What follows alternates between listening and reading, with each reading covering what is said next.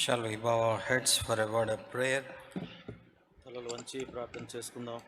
Father, we thank you, we praise you for this blessed time that you have given us. తండ్రివైన దేవా, నాయన ఈ ధన్యకరమైన ఆశీర్వాదకరమైన సమయం మీరు మాకు ఇచ్చారు ప్రభువా, అందుకే నీకు వందనాలు.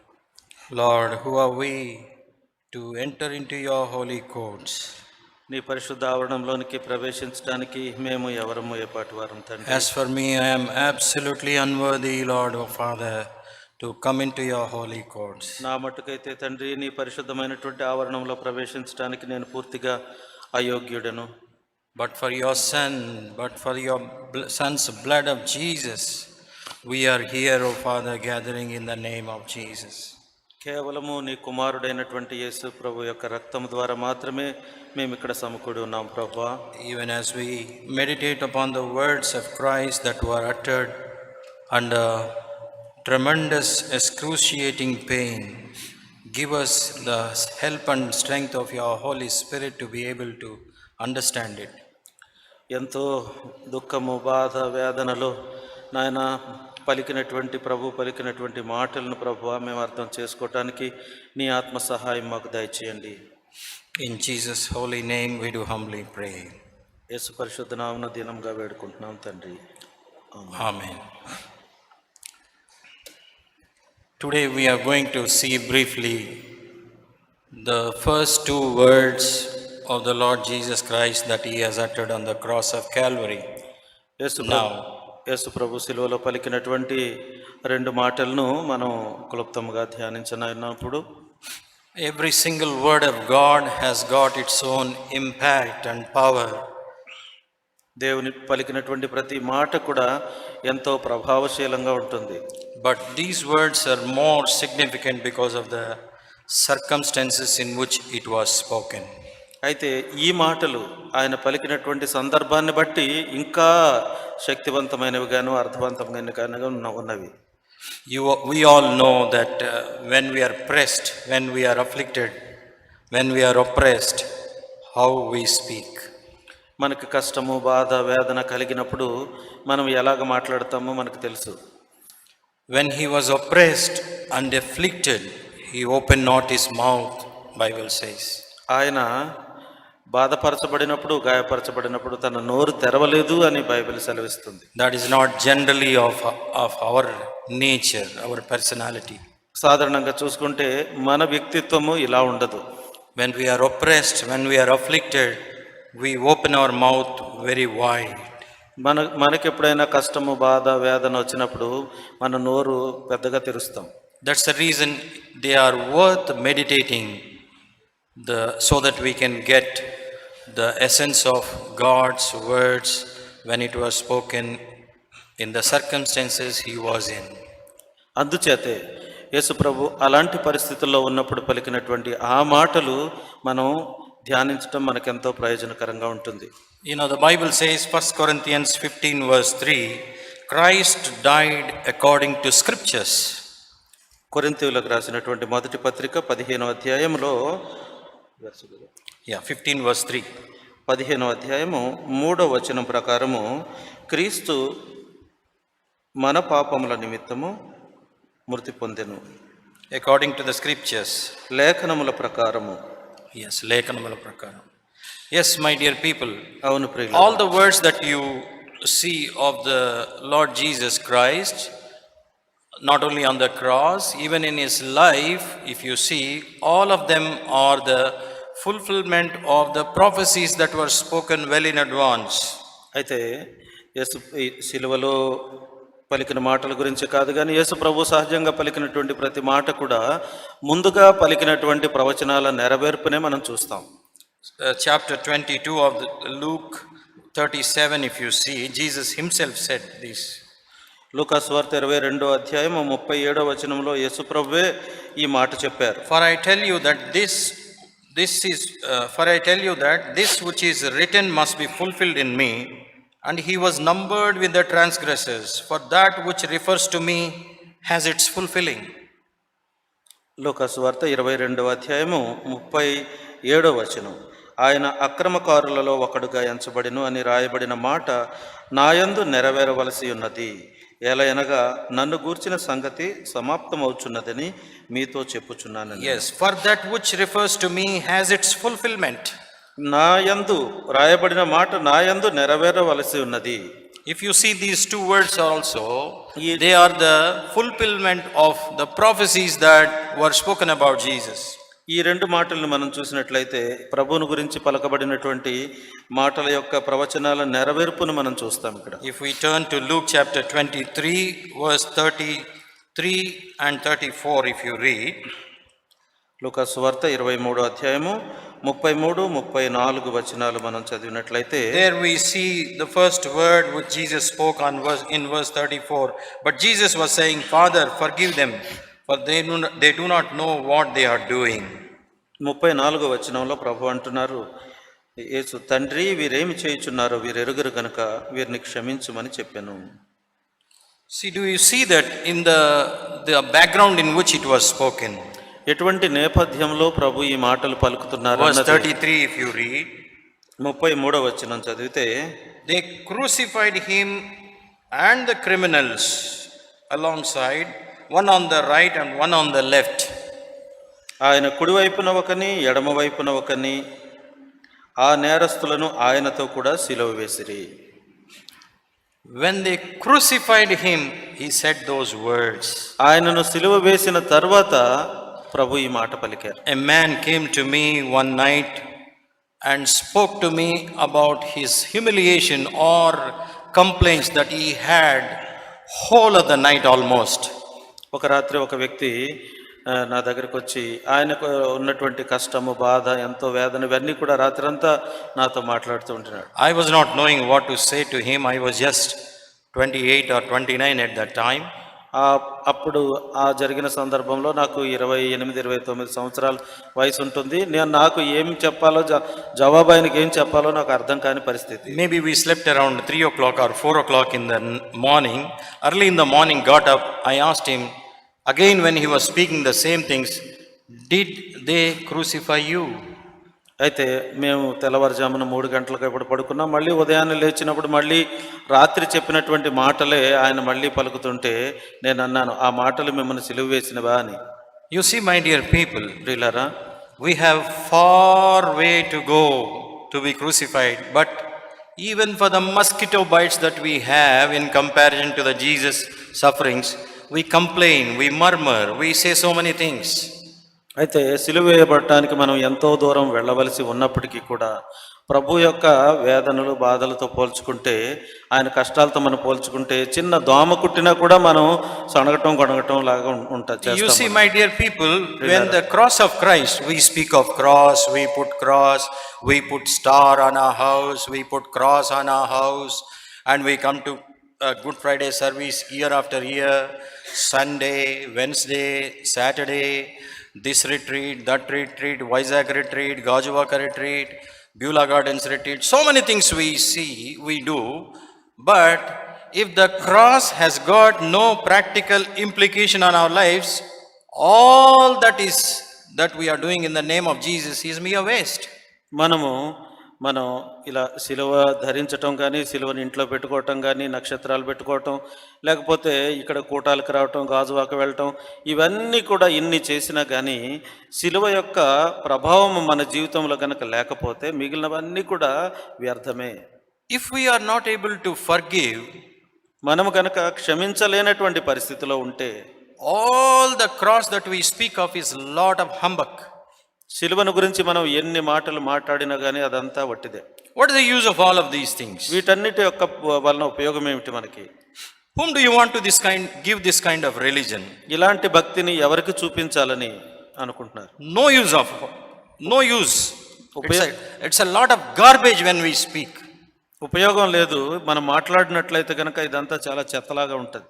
If the Christianity or cross has not impacted your personal life, క్రైస్తవ్యము లేదా సిలువ నీ వ్యక్తిగత జీవితాన్ని కనుక ప్రభావితం చేయలేదంటే, our social life, మన సామాజిక జీవితంలో, our church life, మన సంఘ జీవితంలో, our public life, మన బహిరంగ జీవితంలోను, what's the use of it?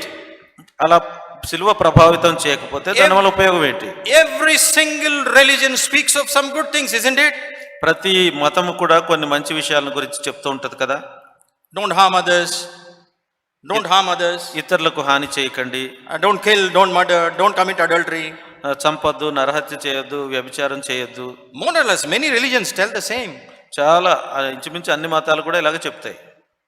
We say we bear the cross, we say, by putting cross around our neck and on our house and on our books and on our pens, books and pages.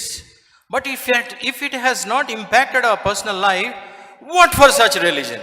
అయితే మనము సిలువను ధరించుకుంటూ మన పుస్తకాల్లోనూ కానీ ఇళ్లలో కానీ మన నోట్స్లో అన్ని చోట్ల సిలువను గురించే ఉంటూ ఈ సిలువ మన జీవితంలో ఎలాంటి ప్రభావం చూపించకపోతే దానివల్ల మనకు ప్రయోజనం ఏమిటి? The cross should impact our life, my dear people. ప్రియులారా, సిలువ మన జీవితాన్ని ప్రభావితం చేయాలి. Then we have the fruit of the words of these cross of words that Jesus has spoken on the cross. అప్పుడే యేసు ప్రభు సిలువ మీద పలికినటువంటి ఈ మాటల యొక్క ఫలాన్ని మనం చూస్తాం. We all have so much of selfishness and pride that needs to be tamed by the power of the cross. మనందరిలో కూడా ఎంతో స్వార్థము, తర్వాత గర్వము ఏమన్నా ఇవి యేసు ప్రభు యొక్క సిలువ ద్వారా ఇది సరిచేయబడాలి. You know, when I newly got converted, when I was working with a boss, నేను కొత్తగా మారు మనసు పొందినప్పుడు ఒక అధికారి దగ్గర పనిచేస్తూ ఉన్నాను. and just because I am a Christian, for none of my mistakes, the moment I enter into his room, he used to hurl abuses and unnecessary words at me. నేను ఆయన గదిలోనికి వెళ్ళగానే నేను క్రైస్తవుడిని ఏ తప్పు చేయకపోయినా క్రైస్తవుడు అవటం వలన ఆయన దుర్భాషలు ఆడుతూ ఉండేవాడు. Every single day when I used to go into his room, I used to say, today is the last day. Tomorrow I will slap him if he speaks like that. I was a Christian at that time. And mind you, I was a born again person, నేను converted person. మారు మనసు పొందినటువంటి క్రైస్తవుడిని అనుకునేవాడిని. ఇదే ఆఖరి రోజు, రేపు కనుక మళ్ళీ ఇలా మాట్లాడితే కనుక చెంప మీద కొడతాను అనుకునేవాడిని. I will slap him today. ఈ రోజునే లంపగా కొడతాను అనుకునేవాడిని. Because so much of evil, pride was in my heart. ఎంతో చెడు లేకపోతే గర్వము నాలో ఉండింది. But you know, in our fellowship it was taught for the people who are converting and who got converted, they tell us to read Isaiah 53 every day. అయితే మారు మనసు పొందినటువంటి వాళ్ళకి యెషయా గ్రంథం 53 అధ్యాయం ప్రతిరోజు చదువుతూ ఉండండి అని చెప్తారు కదా సహవాసంలో మనకి. Every day I used to do the same. ప్రతిరోజు నేను చదువుతూ ఉండేవాడిని. Nobody to go, nobody to counsel, nobody was there to me. ఎవరి దగ్గరికి వెళ్ళటానికి కానీ ప్రార్థన చేయించుకోవటానికి సలహాలు తీసుకోవటానికి ఎవరు నాకు ఉండేవారు కాదు. I used to read the Isaiah 53. I used to read like this: he was oppressed, he was afflicted, he did not open his mouth. నేను యెషయా గ్రంథం 53 చదువుతూ ఉండేవాడిని. ఆయన గాయపరచబడిన, ఆయన నోరు తెరవలేదు అన్న మాట చదివాను. Every single day I used to read this. ప్రతిరోజు కూడా ఈ మాట నేను చదువుతూ ఉండేవాడిని. The Lord tamed the evil of my heart. నా హృదయంలో ఉన్నటువంటి చెడును ప్రభు. Yes, my dear people, number of religions say number of things, good things. అనేకమైనటువంటి మతాలు అనేకమైన మంచి విషయాలను చెప్తాయి. But Christ has got power. Christ has got power. అయితే క్రీస్తు ప్రభువుకు మాత్రమే శక్తి ఉంది. He will give you, impart to you the power that behind this religion, that is Jesus Christ. ఈ భక్తి వెనక ఉన్నటువంటి శక్తిని ఇచ్చేది ఎవరు అంటే యేసు ప్రభువే. Do you see, my dear people? చూడండి, it must affect our self. That is cross. మన స్వీయమును ప్రభావితం చేయాలి, అదే సిలువ అంటే. We must be able to forgive not only our friends, our mother, our father, our relatives, our brothers, even our enemies. మనము మన ఇంట్లో వాళ్ళని, తల్లిదండ్రులు, అన్నదమ్ములనే కాదు కానీ మన శత్రువులను సైతం క్షమించగలగాలి. Pray for those who despitefully use you. That's the Christian religion, man. నిన్ను అన్యాయంగా నీ మీద దుర్భాషలు ఆడుతూ ఉంటే గనక వారిని క్షమించాలి, అది క్రైస్తవ్యం. That's the power of Christ. క్రీస్తు యొక్క శక్తి అది. Yes, my dear people. అవును ప్రియులారా, God's son Jesus Christ, who is the savior of our sins, is able to not only forgive our sins but also can make you a person who can forgive others like that. మన రక్షకుడైనటువంటి ప్రభు మన పాపములను క్షమించటమే కాదు కానీ ఇతరులను నువ్వు క్షమించే స్థాయికి నిన్ను తీసుకుని వెళ్తాడు. Yes, the first word is the word of forgiveness. ప్రభు పలికిన మొదటి మాట అది క్షమాపణ మాట. See, I have heard number of people speaking on these 7 words. 7 మాటల గురించి చాలా మంది ప్రసంగించుతున్నారు. Every single time we hear or every single time we meditate, we get so much of light because of Jesus, who is the fountain of life. ఎందుకంటే విన్నటువంటి ప్రతిసారి కూడా కొత్త కొత్త ఆలోచనలు తలంపులు కలుగుతూ ఉంటాయి. ఎందుకంటే యేసు ప్రభువే జీవానికి మూలం కాబట్టి. You see what is the first word of Jesus? యేసు ప్రభు యొక్క పలికిన మొదటి మాట ఏమిటి? Father, forgive them, for they know not what they do. తండ్రి, వీరేమి చేయుచున్నారో వీరు ఎరుగరు కనుక క్షమించుము. You know what is the last word of, though I may not be speaking the last word, you know what is the last word of Jesus? యేసు ప్రభు పలికినటువంటి చివరి మాట ఏమిటండి? Father. He bowed his head and said, Father, I commit my spirit into your hand. అక్కడ కూడా ప్రభు తండ్రి అని నీ చేతికి నా ఆత్మను అప్పగించుకుంటున్నాను. In exactly similar way God can make you, my dear people. అదే విధంగా నిన్ను కూడా దేవుడు చేయగలడు ప్రియులారా. In the degree in which you die to yourself and accept Christ. ఎంతవరకైతే నీ స్వీయానికి నువ్వు చనిపోతూ ఉంటావో, ఎంతవరకైతే ప్రభువుని అంత లోతుగా అంగీకరిస్తూ ఉంటావో అంతవరకు నువ్వు మార్చబడుతుంటావు. Some people absorbed so much they went to the heights. కొంతమంది విన్నదంతా బాగా ఈ సారానంతా తీసుకుని ఉన్నతమైన మెట్టుకు ఎదుగుతారు. Turn with me to 7:59 of Acts of Apostles. అపోస్తల కార్యములు 7వ అధ్యాయం చూడండి. 7th verse 59. అపోస్తల కార్యములు 7వ అధ్యాయము 59వ వచనం. 59th verse. When Stephen was stoned to death, this is the first word he spoke. స్టెఫన్ని రాళ్లతో కొట్టి చంపుతూ ఉన్నప్పుడు ఆయన పలికినటువంటి మొదటి మాట. Then they went on stoning Stephen as he called on the Lord and said, Lord Jesus, receive my spirit. 7వ అధ్యాయం అపోస్తల కార్యములు 59వ వచనం. ప్రభువును గూర్చి మొర్రపెట్టుచు, యేసు ప్రభువా నా ఆత్మను చేర్చుకొనమని స్టెఫను పలుకుచుండగా వారు అతనిని రాళ్లతో కొట్టిరి. What is the next verse he spoke? 60th verse. తర్వాత పలికినటువంటి మాట. Then falling on his knees, he cried out with a loud voice, Lord, do not hold this sin against them.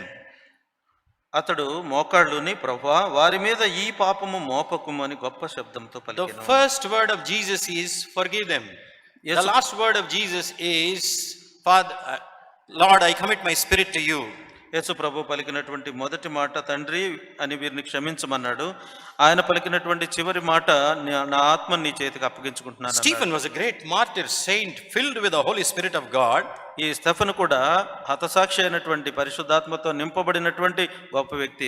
But still his first word, Lord, I commit my spirit to you.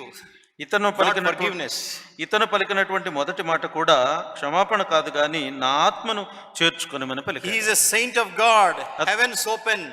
Jesus stood and gave standing ovation. ఆయన you read about Jesus everywhere. He was seated on heaven after resurrection. It says Jesus was standing and giving a standing ovation to Stephen.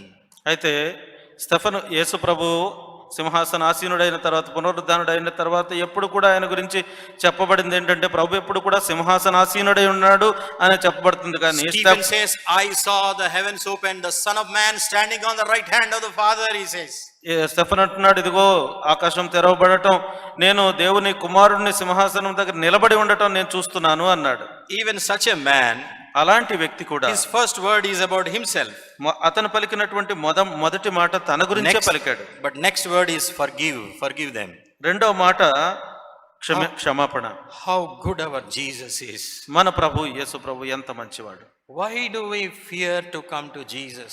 ప్రభు దగ్గరికి రావడానికి మనం ఎందుకు భయపడుతున్నాం? How much he loves us. ఆయన ఎంతగా మనల్ని ప్రేమిస్తున్నాడు. He did not think about himself. తనను గురించి తాను ఆయన ఎన్నడూ తలంచుకోలేదు. That was his last word.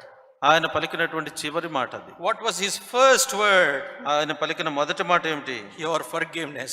నీ క్షమాపణ గురించే పలుకుతున్నాడు. My forgiveness. నా క్షమాపణ గురించి ఉచ్చరిస్తున్నాడు ఆయన.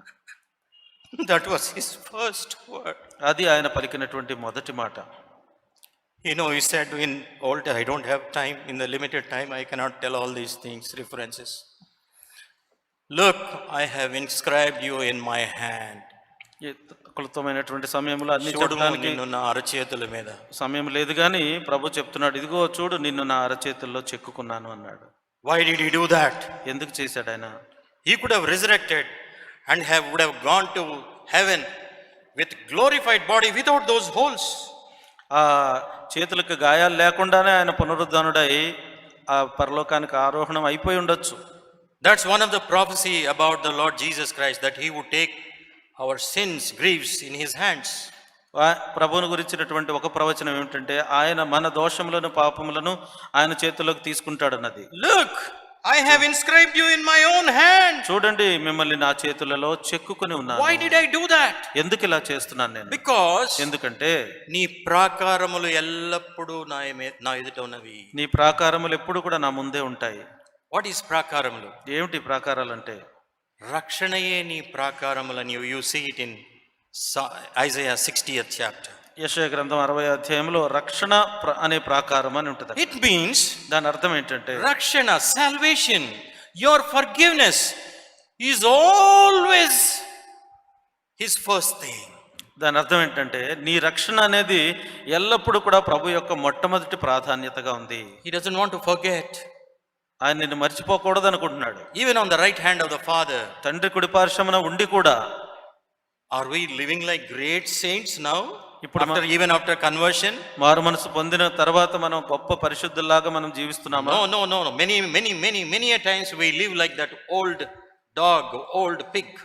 చాలా సందర్భాల్లో మనం పాత బ్రతుకు, పాత కుక్క బ్రతుకు, పంది బ్రతుకునే మనం బ్రతుకుతున్నాం కదా. But your forgiveness is his priority. That is why Jesus is not jobless. Now he is on the right hand of the Father, faithfully representing you and me through the holes that he got inscribed into his hand.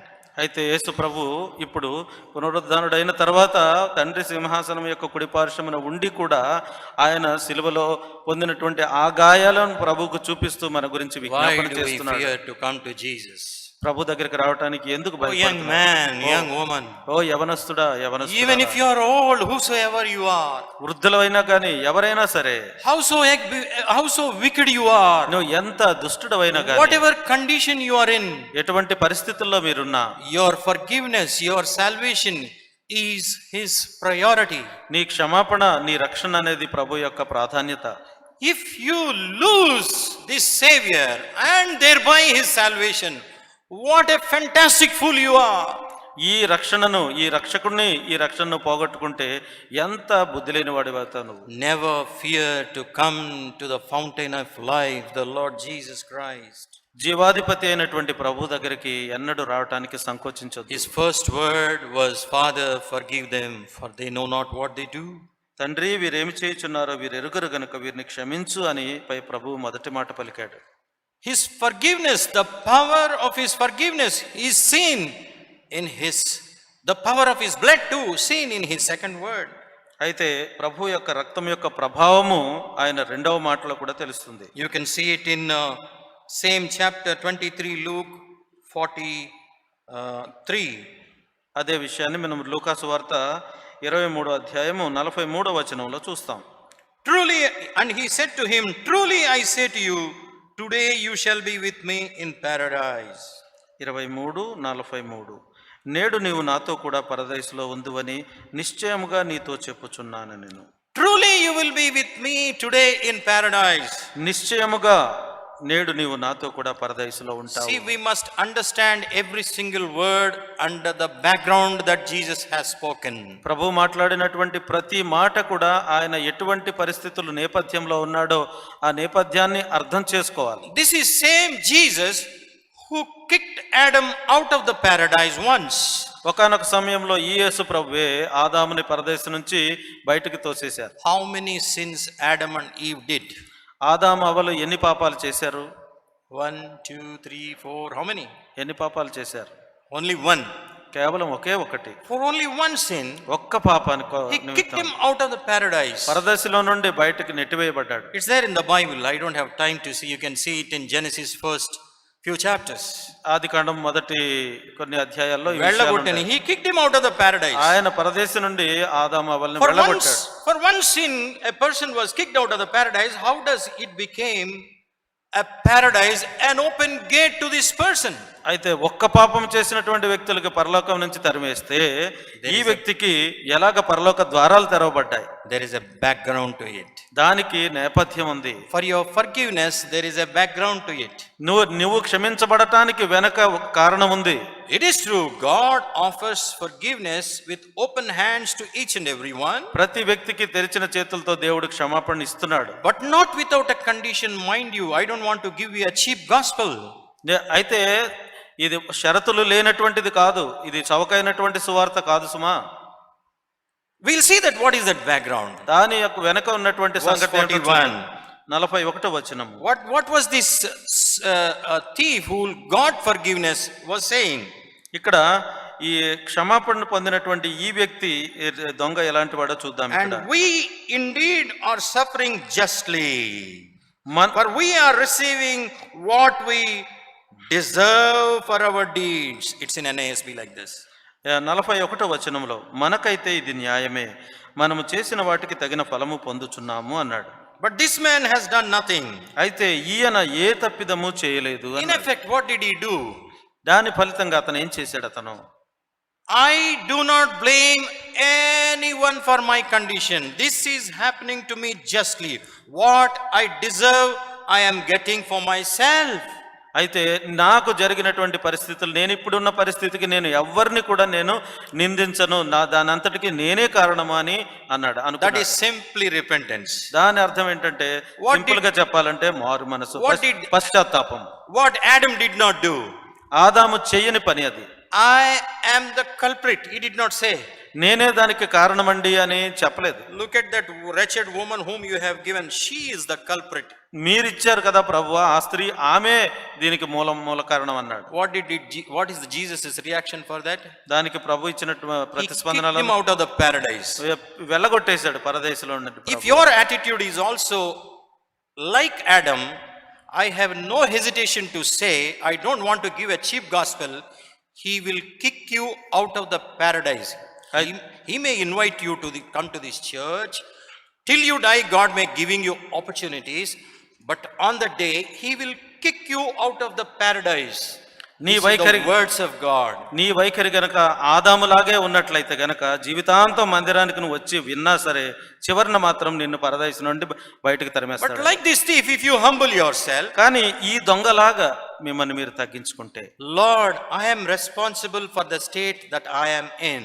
నేను ఉన్నటువంటి పరిస్థితికి నేనే కారణం ప్రభువా అన్నట్లయితే, Many people they blame on this person, father, mother, brother, sister, elder brother, pastor, this man, that man, my friend.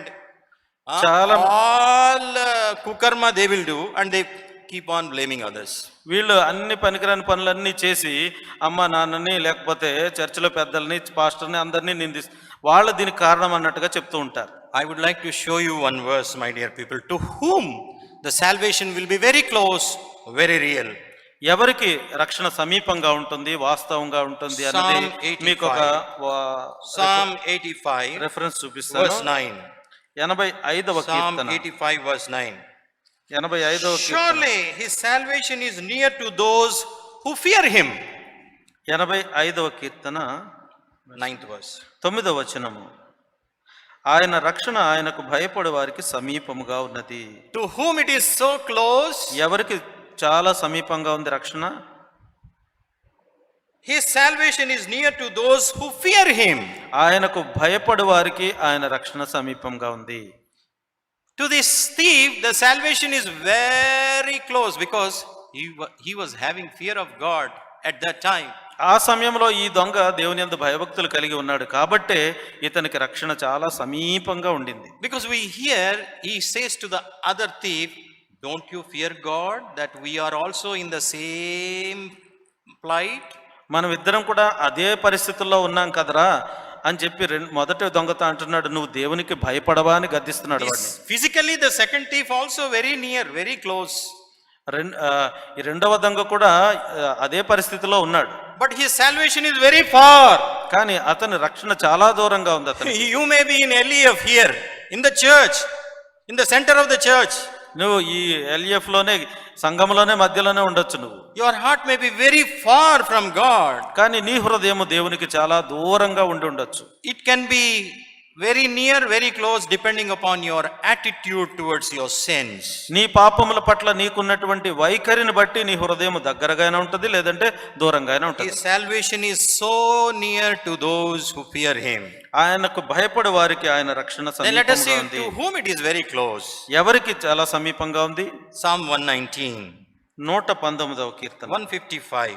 155వ వచనం. Psalm 119, 155. Salvation is far from the wicked, for they do not seek your statutes. 119వ కీర్తన 155వ వచనం. భక్తిహీనులు నీ కట్టడలను వెదకుటలేదు గనుక రక్షణ వారికి దూరముగా Do ఉన్నది. you see, my dear people? చూడండి ప్రియులారా, There are two thieves ఇద్దరు దొంగలు ఉన్నారు, next to Jesus. యేసు ప్రభు పక్కనే ఉన్నారు. For one fellow, the salvation is very far. ఒక వ్యక్తికేమో రక్షణ చాలా దూరంగా ఉంది, For one fellow, the salvation is very near. ఒక వ్యక్తికి రక్షణ చాలా సమీపంగా ఉంది. To whom it is very, very near? ఎవరికి చాలా దగ్గరగా ఉంది? To the one who భయపడే వారికి, fear God. దేవునికి భయపడే వ్యక్తికి దగ్గరగా ఉంది. You know what kind of a fantastic promise God gave him? ఇతనికి దేవుడు ఎంత గొప్ప అద్భుతమైన వాగ్దానం ఇచ్చాడు. What did that thief ask God? ఈ దొంగ దేవుని ఏమడిగాడు? When you come back, you remember me, Lord. Prabhu- Simple prayer. చిన్న ప్రార్థన, సరళమైన ప్రార్థన. ప్రభువా మీరు వచ్చినప్పుడు నన్ను జ్ఞాపకం చేసుకోండి. Not now. When you come back, మీరు ఇప్పుడు కాదండి, మీరు తిరిగి వచ్చేటప్పుడు. it means I will die. అంటే దాని అర్థం ఏంటంటే నేను ఇప్పుడు చనిపోతాను. Fantastic understanding he has got. ఎంత అద్భుతమైన గ్రహింపు ఇతనికి When you వచ్చింది come చూడండి. back means మీరు తిరిగి వచ్చినప్పుడు అంటే అర్థం number ఏంటంటే of things he did understand. చాలా విషయాలను ఇతను అర్థం చేసుకున్నాడు. What is that? ఏమిటవి? Jesus will also die. యేసుప్రభు కూడా మరణిస్తాడు, He will rise again. ఆయన పునరుద్ధానుడు అవుతాడు. Because he is the Son of God. ఎందుకంటే ఈయన దేవుని కుమారుడు కాబట్టి He has got power. ఆయనకి శక్తి ఉంది. He will do the judgment. ఆయన తీర్పు తీరుస్తాడు. And if I am in the favor of God, if he remembers me, I will escape damnation. అయితే నేను గనక ఈయన కరుణిస్తే గనక ఆ శిక్షను నేను I need తప్పించుకోగలుగుతాను. to repent. నేను పశ్చాత్తాపడాలి, And also I need to have faith on him. ఆయన యందు నేను విశ్వాసం ఉంచాలి. Number of things he understood in a moment. క్షణములోనే ఎన్నెన్నో విషయాలను అర్థం చేసుకున్నాడు. When you repent, you understand many things. నువ్వు గనక పశ్చాత్తాపడినట్లయితే ఎన్నో విషయాలు గ్రహించుకుంటావు. When you are just and honest with yourself, you will understand many things in a short time. నీ విషయమై నీ పట్ల నీవు గనక న్యాయంగాను యథార్థంగా ఉంటే గనక తక్కువ కాలంలోనే ఎన్నో విషయాలు గ్రహించుకుంటాం. But like the other thief, కానీ మొదటి దొంగలాగా he was also very close. వీడు కూడా ప్రభువుకు దగ్గరగానే ఉన్నాడు. Ayyo, Jesus did not even turn like this and saw. యేసు ప్రభు ఆ మొదటి దొంగ వైపు ఇలా తల తిప్పి కూడా చూడలేదు. My dear people, ప్రియులారా, these are the truths of the gospel. సువార్తలో ఉన్నటువంటి We సత్యములు must hear and take heed. మీరు విని జాగ్రత్త వహించాలి. We must change our attitude. మన వైఖరిని మనం మార్చుకోవాలి. We must learn to love God. దేవుని ప్రేమించడం మనం We must నేర్చుకోవాలి. learn to be honest with ourselves. మన పట్ల మనము యథార్థంగా ఉండాలి. And when we do that, మనం అలాగ చేసినట్లయితే, when you have a mustard seed of faith, నీకు ఒక చిన్న ఆవగింజంత విశ్వాసం ఉంది. when you come back, మీరు- remember me, Lord. మీరు తిరిగి వచ్చినప్పుడు నన్ను జ్ఞాపకం చేసుకోండి ప్రభు. So many prayers are not required, man. చాలా పెద్ద ప్రార్థనలు అక్కర్లేదండి. If God's favor is upon us, enough. దేవుని యొక్క కనికరము కృప గనక మన మీద ఉంటే చాలు. Jesus is enough. యేసు ప్రభు నాకు చాలు. Jesus is enough. యేసు నాకు చాలు. We don't require many things. చాలా మనకు అవసరం లేదు. May God bless this word. ఈ వాక్యం ప్రభు మనకి Shall we దీవించును pray? గాక. ప్రార్థన చేద్దాం. Shall we receive his forgiveness? ఆయన క్షమాపణను మనం పొందుదాం. In order to do that, అలా చేయటానికి shall we come to him ఆయన- like the thief who has received forgiveness, salvation and paradise? ఎలాగా ప్రభు ఆ రెండవ దొంగ క్షమాపణను, పరదైసును, రక్షణను పొందినటువంటి ఆ దొంగలాగా మనం ప్రభు దగ్గరికి రావాలి. May God bless us. ప్రభు మనకు సహాయం చేయను గాక. ఆమేన్.